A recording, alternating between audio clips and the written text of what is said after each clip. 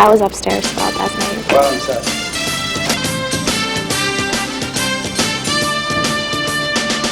Coming up on TV5 News at 8 o'clock, we'll tell you more about the turmoil abroad. And the latest news from the local area. Stay tuned as TV5 brings coverage closer to home. This is TV5 News, bringing coverage closer to home. Good evening, I'm Mark Despotakis in for Tracy Campbell with tonight's top story. American-led NATO forces have launched the long-threatened attack on Yugoslavia. President Clinton called the air assault a stand against ethnic violence and atrocity.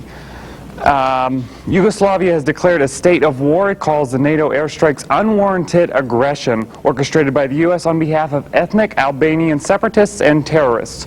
Yugoslavia claims a NATO plane was shot down, but U.S. officials are not confirming that report. The chairman of the Joint Chiefs of Staff also said in a news conference a few hours ago that that report is not true. Defense Secretary William Cohen said that there was some air-to-air engagement with Yugoslav pilots, but that was the result. The results of those battles are not fully known. President Clinton had a speech this afternoon, and in that he said the strikes have three objectives. One is to demonstrate the seriousness of NATO's opposition to aggression and its support for peace, and to deter President Milosevic from continuing and escalating his attacks on helpless civilians by imposing a price for those attacks. And third, if necessary, to damage Serbia's capacity to wage war against Kosovo in the future by seriously diminishing its military capabilities. Clinton went on to say that this attack does carry risks. Now, President Clinton is having a news conference at this hour. We will let you know any details that we get. And on the Republican side of things on this issue, Majority Leader Trent Lott says Congress and the American people stand united behind the troops, not behind President Clinton's decision, but rather behind the troops. Democratic officials say that they do stand behind President Clinton. Joining us live on the phone is Dr. Nigo Tu, a professor at Clarion University. Dr. Tu, we'd like to know, how could this whole thing come to an end? I think that this is my observation today, okay? You notice that when we bombed Iraq recently, everybody in the U.S. government would call Mr. Saddam Hussein by Hussein, without Mr., without anything, all right? Today, as I listen to the news, everybody from the president all down to our senators and so on, they refer to Mr. Milosevic, the president of Yugoslavia, as president, either president or Mr. And there, I tell you, I think that they are looking for the way out. When you don't demonize the adversary, when you don't use the words in order to denounce that person in all kinds of ugliness, it means you are preparing to leave that person a way out. And so I think that just tiny things like this, you observe carefully, you could see that there would be a pause somewhere in the bombing, and then there could be talk in order to end this whole thing. Because you watch the way that they are using the name, it's very interesting. Very interesting indeed, Dr. Tu. Thank you. Another question for you is, Russia has recalled its ambassador to NATO and closed its offices at NATO headquarters in Brussels, Belgium. What do you think of that? Well, I think you know that the Prime Minister of Russia, Mr. Primakov, he stopped the airplane in Midway and then he flew back instead of going for the visit with President Clinton. So they do show an anger, mainly because they are of the same Slavic origin in terms of the ethnicity there. And somehow they think that that has been an area of their concern because of the proximity to their homeland. However, at the same time, if you read carefully, they are annoyed at Mr. Milosevic also. They are annoyed that he would challenge this and he would create a problem that ultimately might force the Russians to take a certain stand. Remember that until the last minute, there was a meeting between the Austrian ambassador, the Russian ambassador, and the American ambassador with the ambassador of Yugoslavia to review the situation, to talk about this. So the Russians are pretty much up to date in terms of what Mr. Milosevic was up to. And I bet with you that they are very annoyed that sometimes Mr. Milosevic can put them into an untenable situation. Remember that in diplomacy, no big country would like to be pushed into the position where you cannot pull out without losing face or going further without fighting a war, you see. So I think they do show anger. They do show that to prove that they are still a factor, significant factor to be counted. But I think that if NATO is to calm down the attack within a short time, and mark my word, if we continue to call Mr. Milosevic as president or Mr., I think that there would be a way out. Doctor, to some very interesting points. One other note, UN Secretary General Kofi Annan said in a press conference this afternoon that described the events as a grave moment for the international community. Now, as I said, President Clinton is speaking right now. We will keep you updated with any more details that we get on this later in the show. Christy? The Clarion News is reporting that the Clarion County is considering adding a second full-term judge. The idea, co-sponsored by State Senator Mary Jo White of Franklin, would add a total of 6 new judges across the state, including Clarion County. The State Senate Bill 643 was passed to the floor on Tuesday. Clarion would be the only one-judge county included in the bill for an additional judge position. You can read more about this in tomorrow's Clarion News. Other stories in the Clarion News we'll have tomorrow are: Clarion Hospital sells one property and buys another. Clarion County is considering overhauling the central accounting office, and a special report of a pastor returns from Honduras relief help trip. You can read more about these and other stories in tomorrow's Clarion News. A Beaver Falls man is to stand trial on charges he violated Megan's Law by failing to report to the state that he was living in Clarion County from 1997 to 1998. Gary Fisher Sr. will be charged with the 2 counts of failure to notify state police of a change in address and an annual verification of residency. Police reported that Fisher violated Megan's Law, which explains that certain sexual offenders must register for 10 years. Fisher failed to do so from his former residence in Foxburg and his recent residency on South 5th Avenue. Fisher is facing charges of molesting a 7-year-old girl on a different occasion from January 1st of 1998 to January 8th of 1998 at his former Clarion Township home. He faces charges of aggravated indecent assault, and corruption of minors. The National Transportation Safety Board finishes with the hearing today on the 1994 crash of a U.S. Air flight outside of Pittsburgh. Investigators believe a rudder problem caused the 2 fatal accidents on Boeing 737s and nearly a third. The findings could trigger almost 10 different safety recommendations, the first being to change the rudder on the Boeing 737. Another crash from 1991 in Colorado may be looked at again. Investigators believe that rudder reversal explains that crash as well. Coming up after the break, was it just a leaky roof or could it be more at Mellon Bank? More details after the break when we return. Plus, there might be something on the market that goes down just a little smoother. We'll have the answers. All this and more when TV5 News returns. TV5 brings coverage closer to home. Standing out from the crowd is easy when you stop in at Fashion Bug, located in the Clarion Mall. Whether you're looking for junior trendy, girls, or fashion for women, they have it all with many different styles. With our newly expanded shoe and accessory department, you're surely to find that special touch to enhance that new outfit. And if you have a fashion question, our experts are here to help. That's Fashion Bug, located in the Clarion Mall, just off Exit 9 of Interstate 80. Open Monday through Saturday, 10 a.m. till 9 p.m. Sunday from noon till 5. Fill your tummy with the things that are yummy at the Donut Hut. Our menu not only offers a variety of donuts, but many new items such as bagels and English muffins. The Donut Hut also offers a daily lunch special for only $1.95. Stop by on Mondays and receive a small coffee and 2 donuts for 99 cents. Thursdays offer a 10% discounts to students.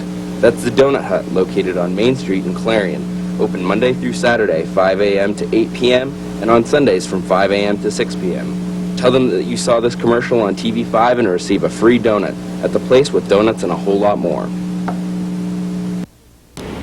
Welcome back. The Clarion Airport has received a $140,000 grant. And Nancy Landis reports on what lies ahead, all this at the Clary County Airport. The Airport Authority will be getting federal and state grants to make improvements on its runway. According to Scott Sheffer, the improvements need to be made so that larger aircrafts can land here. The extended runway allows the operators of smaller business jets to use the airport. It's been practice over the last couple of years that the insurance companies are requiring a 5,000-foot runway for these aircraft to operate into. In fact, last year the FAA, the Federal Aviation Administration, told us that they could no longer certify one of our radio checkpoints on the airport because they couldn't get their airplane into the airport to do it. The extension will be made at the southwest end of the runway. The county airport will be funded with approximately $150,000. This money should cover the cost of the extension. According to Sheffer, the runway is well overdue since numerous companies would like to land here instead of in DuBois. Another $180,000 grant was issued to help install an AWOS-3 apparatus. Nancy Landis, TV5 News. The former superintendent of Red Bank Valley School District was convicted of January 2nd on criminal conspiracy in the case of stolen computers. He also faced additional charges of theft and receiving stolen property. The judge decided to give both sides 30 days to file more briefs. Henry will review the information and then come to a decision on the appeals. Prosecutors are accusing Farley of directing this district's maintenance supervisor to take the equipment from the high school. Farley maintains that he is innocent of the charges. Oil City will light up the movie screens. The movie is scheduled to shoot, and it will last 3 to 5 weeks in June or July. The film is the story of a high school wrestler's relationship with his father. It is described as a cross between Good Will Hunting and Rudy. Reports say that they will want the whole town to become involved. A former nurse's aide faces charges on indecently assaulting an elderly nursing home resident last fall at the Venango County facility. Apparently, Michael John Barrett of Roosevelt allegedly exposed himself and committed a sex act in front of the woman as she lay in the bed. Barrett was arraigned on misdemeanor charges of indecent assault, indecent exposure, and open lewdness. He was placed in the Venango County Jail after he failed to post bail. The preliminary hearing is set for April 1st. A device that looks like a vacuum cleaner is being used by the state road crews to patch potholes. Roscoe, the newest device, is said to be 3 times more productive to fix the bad potholes in the road. Once a hole is filled, it will at least 5 times as long. It will last at least 5 times as long. The nozzle has 2 functions: to spray air and to clean the holes of the debris, and then it fills the hole with asphalt and stone. The State Transportation Department has been sent 74 of the new road patching devices and is going to be used around Pennsylvania to fix the potholes. A consortium of power companies, including Allegheny Power, are likely to locate their transmission control center in central Indiana. Midwest ISO will manage the transmission of electricity for 11 Midwestern utilities beginning in 2001. The center is expected to cost more than $150 million and will be employing about 150 people in mostly high-skilled and technology-oriented positions. The Midwest ISO received federal regulatory approval 6 months ago. A daycare center in Lawrence County is facing closure because a toddler wandered outside by himself last fall. The toddler snuck out of a door that had been propped open. He was spotted later by a teacher at the nearby Christian school. The parents of the children who stay there are rallying behind the center. The signed petition that would be mailed to state welfare officials said. The McGill Learning Center has been allowed to remain open during the appeal of its license. In state news, the Pittsburgh International Airport is expected to hire a consultant. The airport says that they want to lure back travelers from the drive to Cleveland for a cheaper fare on flying. U.S. Airways has a near monopoly on the Pittsburgh airport, and the commission chairman, Mike DeVita, says he doesn't like it. He said that it wasn't healthy for the area. The commissioners are expected to vote on this week of hiring an aviation consulting firm. The firm would analyze the airport's problems and help fix potential ones to come. Workers were called in to fix a leaky roof at Mellon Bank. What they found was not wear and tear from the weather. It was a hole somebody had deliberately cut in an attempt to break into the bank. Police Lieutenant Jackie Rundle says officials were called this morning after the repair crew found the hole in the roof leading to the bank's vault. Police aren't sure what the break-in attempt took place, but they think they were scared off by the burglar's alarm. A similar incident occurred in Mount Pocono several weeks ago. Investigators are now checking the records from the alarm for the last 60 days. Coming up after the break, when TV5 News returns, a town mourns the memories of an anniversary of a fatal shooting. And Jen Bevino will tell us what Mother Nature has in store for us next. All this and more when TV5 brings coverage closer to home. If you're tired of those boring Saturday nights, then head on down to the Bowl Arena, where we have Rock and Bowl every Friday from 9:30 to 12:30 and Saturday from 11 to 2. And if bowling's not for you, then head on over to our game room with 8 pool tables and an extensive selection of arcade games. The Bowl Arena is also a fun place for birthdays with bumper bowling for kids and league play for adults. That's the Bowl Arena, located just 1 mile east of Clarion on Route 322. Phone 764-3471. Opens daily at noon. At the Carpet Barn, we love it when people walk all over us because we know our carpet is designed not just for style and color, but to stand up to the toughest traffic. It's soft enough for the baby to crawl on, yet stain-resistant enough for the pets to run on. And its beauty will last for years. So for the walk of your life, come to the Carpet Barn. We have your best interests underfoot. Jen Bevino will give us a look into today's weather. Jen?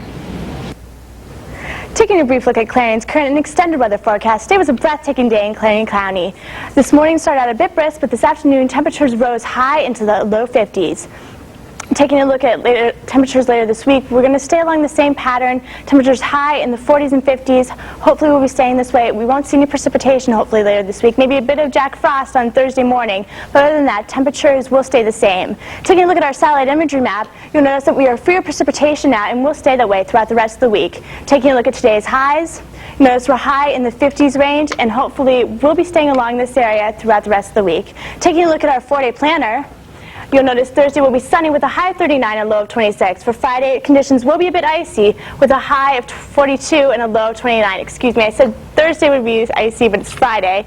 Saturday will be cloudy with a high of 47 with a low of 31. And Sunday will be partly cloudy with a high of 47 and a low of 30. That's Clarion's current extended weather conditions. Back to you, Christine, Mark. All right, thanks, Jen. In national news today, the federal government warned state welfare and Medicare directors that they must continue providing Medicaid to people even if they no longer qualify for cash assistance. The Department of Health and Human Services explains that states must provide and process Medicaid applications immediately, no matter what the welfare policy they use. A federal judge in New York City ruled that welfare officials were wrongly delaying applications for food stamps and other applications until applicants had looked for work. Police security and patrols have increased today around the courthouse in Laramie, Wyoming. Tight security is in need for the jury selection process for the trial of one of the 2 men accused of murdering a gay college student. 21-year-old Russell Henderson and his co-defendant Aaron McKinney are being accused of pistol whipping Matthew Shepard, tying him to a fence post and leaving him to die in the fall. If convicted, they will both face the death penalty. The case has brought a new campaign to the legislations dealing with hate crimes. Shepard's mother, Judy, is among those asking Congress to enact such crimes.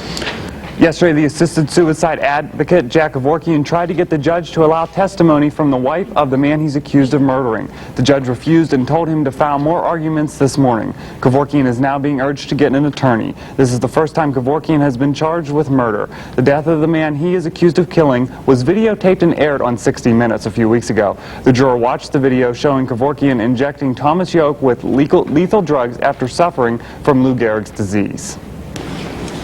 Coming up when TV5 returns, we'll give you the details on how a town mourns the memories of the anniversary of a fatal shooting. And Jason Dombach will bring you the latest coverage in the sports world. All this and more when we return. TV5 brings coverage closer to home. News travels fast. That's why you need the speed and accuracy of a news team that brings coverage closer to home. Every Tuesday and Wednesday night, join TV5 News for Clarion's only live local newscast on television at 8. Tune in for the latest in regional, state, and national news. Plus, with our newspaper exchange partner, the Clarion News, teaming up to bring coverage closer to home every Tuesday and Wednesday at 8 p.m. Clarion's only live local newscast on television at 8 is here on TV5. That's not, wait. Welcome back. I'm Jason Dornbach with your TV5 Sports Update. We're just 3 days away from the Duke Invitational Tournament. At least that's what they're calling it everywhere outside of East Lansing, Columbus, and Storrs, Connecticut. And while Duke is the overwhelming favorite to win the national title on Monday night in St. Petersburg, they will have to face a Michigan State team that gave them a very difficult game when they first met in December. Meanwhile, in the other semifinal on Saturday night, it will be Ohio State taking on UConn, which is making its first ever Final Four appearance. The women are also down to their Final Four, which takes place Friday night in San Jose. And here are your matchups. The favorite has to be Purdue. The Lady Boilermakers are at 32-1, take on Louisiana Tech in the late game Friday, while the early game features Duke against Georgia. The Lady Blue Devils knocked off three-time defending national champion Tennessee on Monday night to advance to the Final Four. Turning to high school hoops, tonight is a big night for two local teams in search of a trip to Hershey for this weekend's PIAA basketball championships. In girls AAA, Franklin meets Blackhawk at Slippery Rock, while in girls single A, Du Bois Central Christian and their star player Sheena Moshe, who's heading to Duke to play her college basketball, takes on Bishop Guilfoyle in Johnstown tonight. Meanwhile, off the court, the academic fraud case that has rocked the University of Minnesota's men's basketball program continues to gain strength. According to today's St. Paul Pioneer Press, a third tutor has come forward and admitted that she did classwork for a former basketball player. A graduate student at the university told the paper that she not only wrote term papers for former player Courtney James, but she was encouraged to do so by head basketball coach Clem Haskins, who has denied any knowledge of the case. Two other university employees have also come forward with similar stories. Because of the allegations, 4 players, including 2 starters, were suspended from the Gophers' first-round NCAA tournament game 2 weeks ago, which they lost to Gonzaga. And finally, for one of the few times in his 10 years as GM of the Penguins, Craig Patrick kept quiet as the NHL's trade deadline came and went yesterday. That means that the Pens will not be adding a defenseman despite the losses of Darius Kasparaitis and Kevin Hatcher for the remainder of the season. But no team improved themselves more at the trade deadline than the two-time defending Stanley Cup champion Detroit Red Wings. Take a look at the players the Red Wings added to an already stacked lineup. The biggest name on the list is perennial all-star Chris Chelios, who comes to Detroit for a heavy price. The Wings gave up a young star, Anders Eriksson, as well as their first-round draft picks for the next 2 seasons to Chicago for the 37-year-old Chelios. Also heading to Detroit is former Penguin Ulf Samuelsson, who of course was a mainstay on the blue line when the Pens won their 2 Stanley Cups in 1991 and 1992. The Red Wings also acquired high-priced veterans Wendell Clark and Bill Ranford from Tampa Bay, as Detroit looks to become the first team to three-peat since Edmonton did it in the early 1980s. I'm Jason Dornbach, and that's sports for this evening. Now back to Christy. Thanks, Jason. Joy Strain will give us the juicy talk in the entertainment world with the Entertainment Beat. Joy? Thank you. Welcome to another exciting tattletale edition of Entertainment Beat. One would think that winning the most prestigious award Hollywood has to offer would be enough, right? Wrong. Along with the honor of receiving an Academy Award and the gold-plated statue, these stars are also receiving a basket full of amazing party favors. Just for presenting an award, an actor or actress receives about $10,000 in thank you gifts. If you win an award, you can count on even more than that. This year's party favors include an Armani tie, a Ferragamo scarf, a Nikon camera, a Waterman fountain pen, and many other favors, all individually wrapped in cellophane and placed in a hand-woven basket that alone is worth $218. I guess one can never be too rich or too famous for a token of appreciation. And while I'm on the topic of the Oscars, Oscar nominee actress Lynn Redgrave is filing for divorce from her 32-year marriage to her manager John Clark. Clark allegedly admitted to having an affair with her son's ex-wife and is supposed to be the father of his 8-year-old grandson. Confused? Well, let me try to clarify. In 1991, Clark had an affair with his then-assistant, Nicolette Hannah. He fathered her child, Zachary, and 4 years later, Hannah married Redgrave's and Clark's son, Benjamin. So for 8 years, Redgrave believes Zachary to be her legitimate grandson, and all along it would have been her half-son. Redgrave has been very laid back about this situation and is just trying to keep her life as sane as possible. And finally, back in the news again, Miss Monica Lewinsky has hit Europe on a 6-week tour to promote her new book, Monica's Story. Starting off in Salisbury, England, Monica attracted more than 400 people who just wanted to get a glimpse of her. She is signing more than 2,000 books a day and leaving the rest in line very disappointed. But Monica's biggest concern? Finding a real romance. Someone who doesn't know who she is or what is going on and isn't going to judge her. Now, Monica, you're going to need a little bit more than luck to find that man. That's enough gossip for this week. I'll see you next week, same time, same place. For Entertainment Beat, I'm Joy Strain, TV5 News. Good old Monica. All right, thank you, Joy. So, Jen, please tell me spring's coming back. Yes, it is, Mark. Taking a brief glance at tonight and tomorrow's weather, tonight will be partly cloudy with a low of 26. For Thursday, it will be partly cloudy with a high of 40. Later this week, temperatures will rise into the 50s. That's all for the weather. Now back to Mark and Kirsty. Okay, thank you, Jen. Let me give you a brief update. Cut, take two. No, go. Let me give you a brief update on things going on in Kosovo.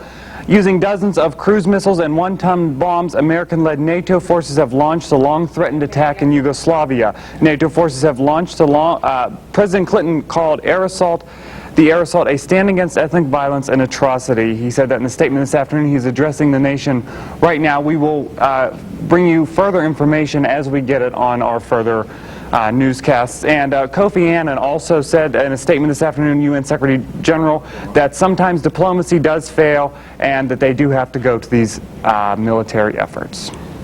Christy?